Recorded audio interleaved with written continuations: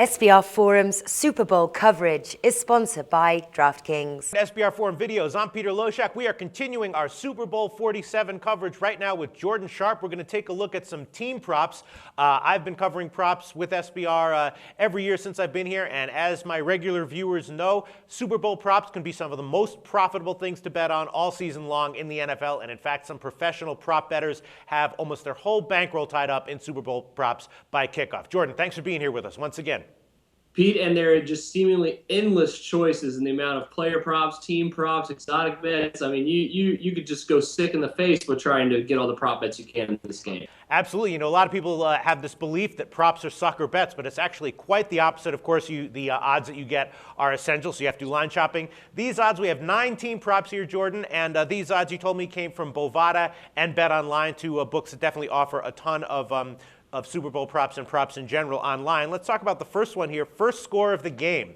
Is it going to be a touchdown or not a touchdown? Right now, the odds I have here, touchdown minus 140, other plus 110. Now, I look back over the previous 20 Super Bowls. Only 9 out of the previous 20 Super Bowls have been a touchdown, including 4 out of the last 5 were not. So I'm thinking the other at plus 110 has small but decent value. Exactly what I was going for, Pete.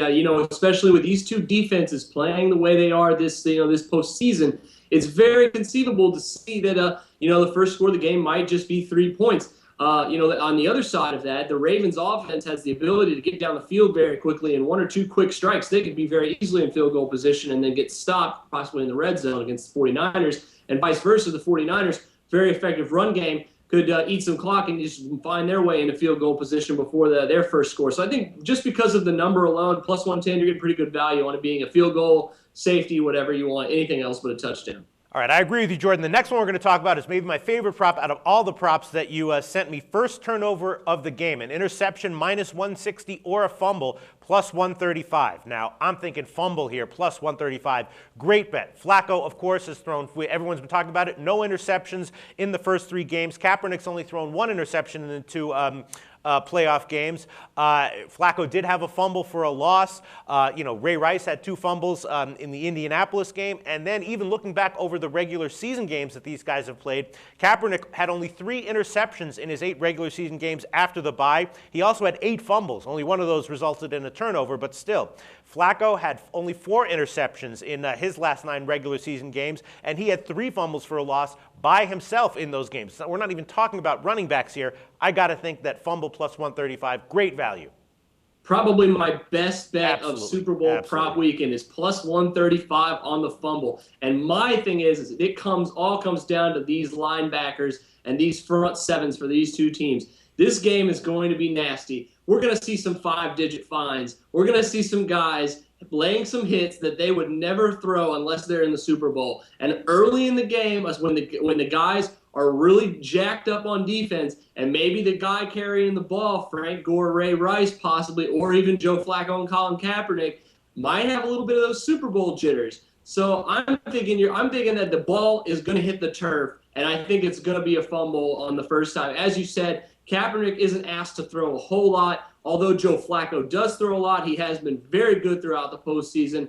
I'm thinking the ball is going down, and I think it's going to be Ray Lewis that causes the fumble. Jordan, I completely agree with you. I think it's great value, plus 135, and anything over even money, I think, is a good bet. Next one, this is an interesting prop here. Will there be a lead change in the second half? The yes is plus 175.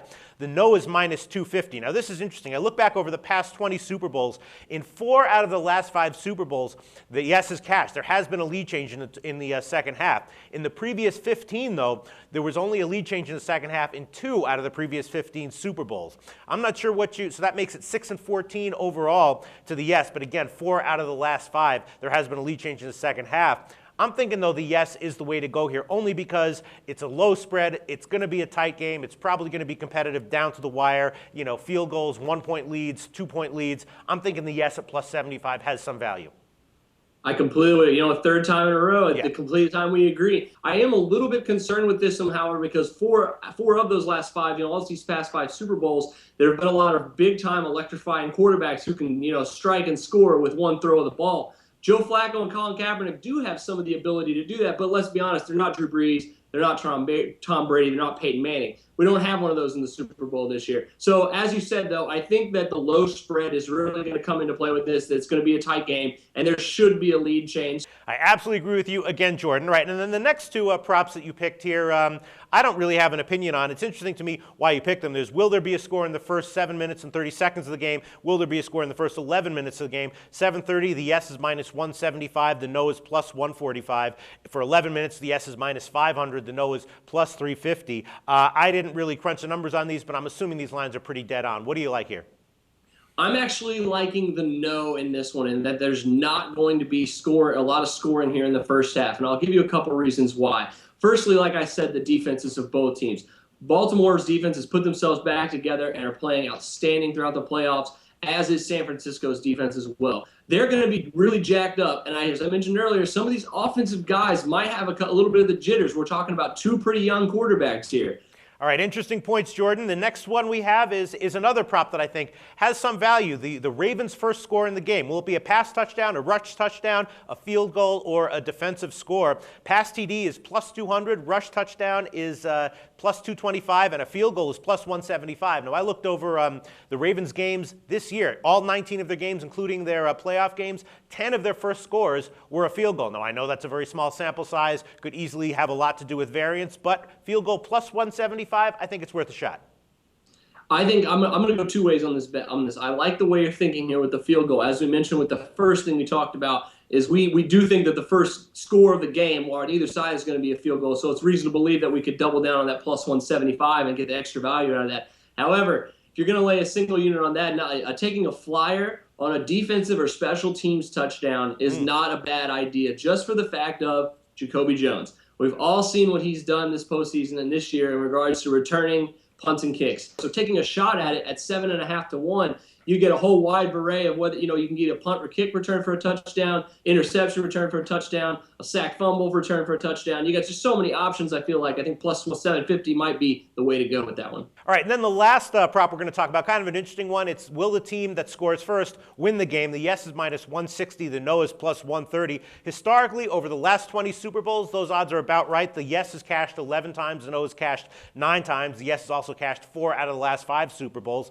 Here, I'm thinking no, just because we've talked about how we think this is going to be a tight game, close game, probably with lead changes in the second half. Yeah, I think the last 20 Super Bowls just show you said 11 and 9. That's basically, a coin flip in itself. But as we talked about earlier with the prop bet of do we think there's going to be a lead change in the second half, this ties right into it. We hope the Ravens score first, score a field goal real quick, but then the 49ers come back and take the lead in the second half and go on to win the Super Bowl. I agree with you, Jordan. Thanks so much for doing this call with us. As always, there's a lot of value in Super Bowl props, and I think we've identified some here today. Thanks, Jordan.